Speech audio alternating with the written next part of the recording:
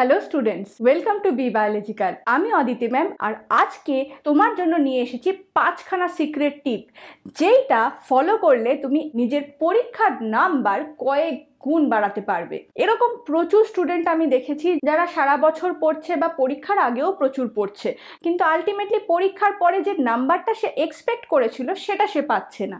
তার পিছনে কিছু কারণ থাকে। কেন তার লেখা টিচারদের পছন্দ হচ্ছে না, কেন সে পড়াশোনা করেও কম নাম্বার পাচ্ছে। তোমার ক্ষেত্রে যাতে সেই রকম সমস্যা না হয়, ভিডিওটা প্রথম থেকে শেষ অবধি খুব মন দিয়ে দেখবে। আমি এমন 5টা টিপের কথা বলবো যে 5টা টিপ শুধুমাত্র একজন টিচার জানে, আর আমি একজন টিচার, আর আমি আমার ক্যারিয়ার লাইফে প্রচুর স্টুডেন্টের খাতা দেখেছি, নাম্বার দিয়েছি। তাই একজন টিচারের সাইকোলজি থেকে তোমাকে আমি বলবো যে তুমি কিভাবে পরীক্ষায় নাম্বারটা ইনক্রিজ করবে। প্রথমেই যে ভুল স্টুডেন্টরা করে, প্রথম দিকে খুব ধীরে ধীরে লেখে, গুছিয়ে সুন্দর করে লেখে, আর লাস্টের দিকে তাড়াহুড়ো করে এমন কাকের ঠ্যাং বকের ঠ্যাং লিখতে থাকে যে সেইগুলো পড়া অনেক টিচারের পক্ষেই সম্ভব হয় না।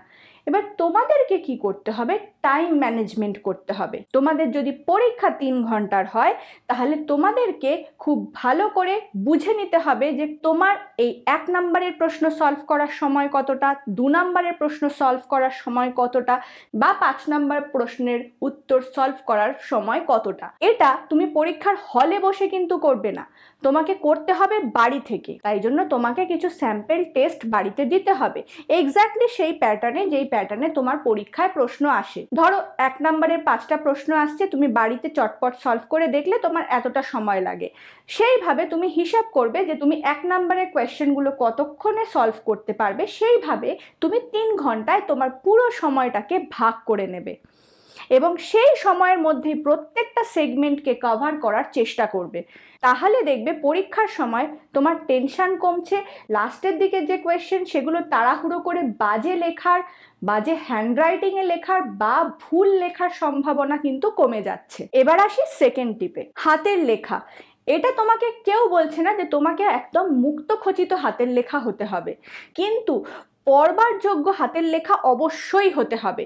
তুমি যতই মুক্তর মতন লিখে একদম কার্সিভ হ্যান্ডরাইটিংয়ে দারুণ বেঁকিয়ে টেরিয়ে লিখলে, সেটা যদি তোমার টিচারের পড়তে অসুবিধা হয় তাহলেও তোমার নাম্বার কাটবে। আবার তুমি এমনভাবে লিখলে যে কিছুই পড়া যাচ্ছে না, একদম আরশোলা হেঁটে গেছে মনে হচ্ছে, তাহলেও কিন্তু তোমার টিচার তোমার মার্কস কেটে নিতে পারে।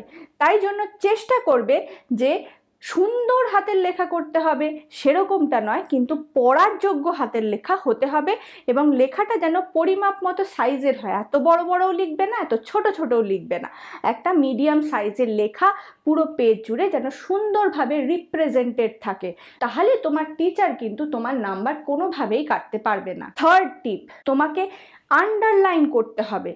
বিশেষ করে যেগুলো বড় প্রশ্ন, ধরো 3 নম্বরের কোয়েশ্চেন, 5 নম্বরের কোয়েশ্চেন, সেই সব ক্ষেত্রে তোমার উচিত যেগুলো ইম্পর্টেন্ট পয়েন্ট, যেগুলো কিওয়ার্ড, সেগুলোতে আন্ডারলাইন করে রাখা, যাতে টিচার যখন তোমার অ্যান্সার পেপারটা হাতে নিয়ে চেক করতে বসবে তখন যাতে চট করে চোখে পড়ে যে আচ্ছা এই স্টুডেন্টটা এইগুলো তো সব লিখেছে, তাহলে একে নাম্বার দিতে হবে। তাই এই কিওয়ার্ড আন্ডারলাইনিংটা তোমার আনসার শিটে একটা স্পেশাল ইমপ্রেশন দেয় টিচারের মনে। এবার ফোর্থ যে পয়েন্টটা বলবো, তোমাদের মধ্যে অনেকেই আমি দেখেছি তোমরা সিকোয়েন্সে লেখো না, অর্থাৎ 1-এর বি প্রথমে লিখলে, তারপরে হঠাৎ মনে হলো তোমরা 3-এর সি এর কোয়েশ্চেনটা লিখলে, তারপরে হঠাৎ মনে হলো তোমরা 5-এর এর কোয়েশ্চেনটা লিখলে, এরম করে হ্যাপাজার্ডলি যাচ্ছ।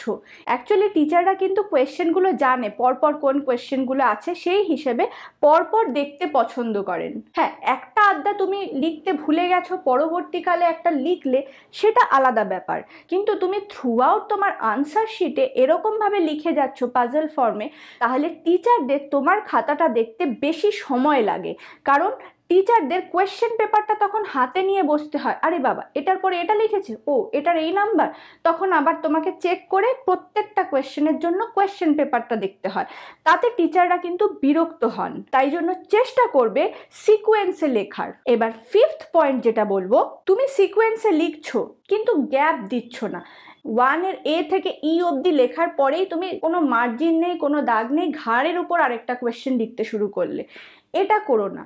অতিরিক্ত চারধারে তুমি জায়গা খালি রাখছো, সেটাও করবে না। জাস্ট উপরে একটা দাগ আর সাইডে একটা দাগ থাকবে, তাহলেই কিন্তু টিচাররা সন্তুষ্ট হন, কারণ সেই জায়গায় তাদের নাম্বার বসাতে সুবিধা হয়। আর তারপরে প্রত্যেকটা সেগমেন্টের পরে একটা লাইন টানবে, যাতে পরের সেগমেন্টে যে তুমি যাচ্ছ সেখানে যে জাম্প করছো সেটা টিচারদের বেশ ভালো করে বুঝতে পারে যে এবারে তুমি একের কোয়েশ্চেন শেষ করে দুইয়ের প্রশ্নতে গেছো, এবং সেই একের প্রশ্নতে নাম্বার দেওয়ার একটা সাইডে সাফিসিয়েন্ট জায়গা রয়েছে। ঘাড়ের উপর ঘাড়ে লিখবে না। এই জিনিসটা আমি ডিফারেন্সের ক্ষেত্রেও বলবো, যাদের যখন প্রশ্নতে ডিফারেন্স আসে পার্থক্য লিখতে দাও। সেই রকম পার্থক্যের জায়গাতেও অনেক স্টুডেন্টরা করে কি, 3টে পার্থক্য লিখেছে না 4টে পার্থক্য লিখেছে সেটাই বোঝার উপায় থাকে না। তাই সেই জায়গাতে খুব ক্লিয়ার কাট ডিস্টিংশন, তুমি স্কেল পেন্সিল দিয়ে যদি লাইন নাও টানো, অ্যাটলিস্ট যাতে বুঝতে পারে টিচার যে এই অবধি একটা, তারপরে এইটা আরেকটা শুরু হচ্ছে।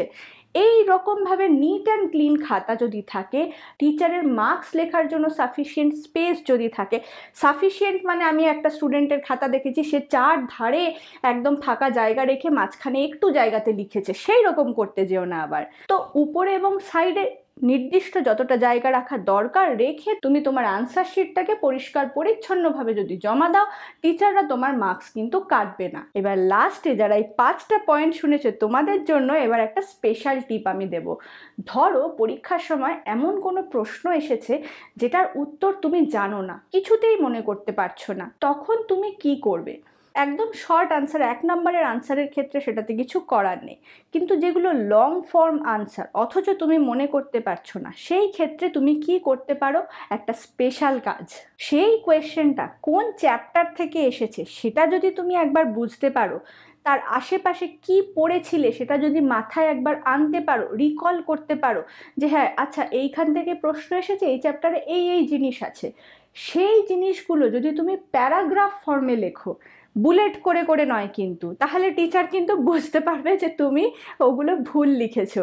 প্যারাগ্রাফ করে করে যদি সেই টপিক রিলেটেড আশেপাশে, একদম তোমাকে নারকোল গাছ লিখতে দিয়েছে তুমি আম গাছ লিখলে তাহলে কিন্তু হবে না, কিন্তু রিলেটেড সেই চ্যাপ্টারের যা যা তোমার মনে আছে সেগুলো যদি গুছিয়ে তুমি প্যারাগ্রাফ ফর্মে লেখো, তাহলে কিন্তু টিচাররা কিছু মার্কস দেন। টিচাররা হয়তো সঠিক আনসারটা খোঁজার জন্য কিওয়ার্ডগুলো সার্চ করবে, সেটাও সেখানে পাবে না, কিন্তু দেখতে পাবে যে তুমি তার আশেপাশে রিলেটেড কিছু লিখেছো, সেই ক্ষেত্রে তোমাকে কিছু নাম্বার কিন্তু দেবে। তাই একদম 0 পাওয়ার থেকে ভালো কিছু নাম্বার পাওয়া। তাই এটা একটা স্পেশাল ট্রিক।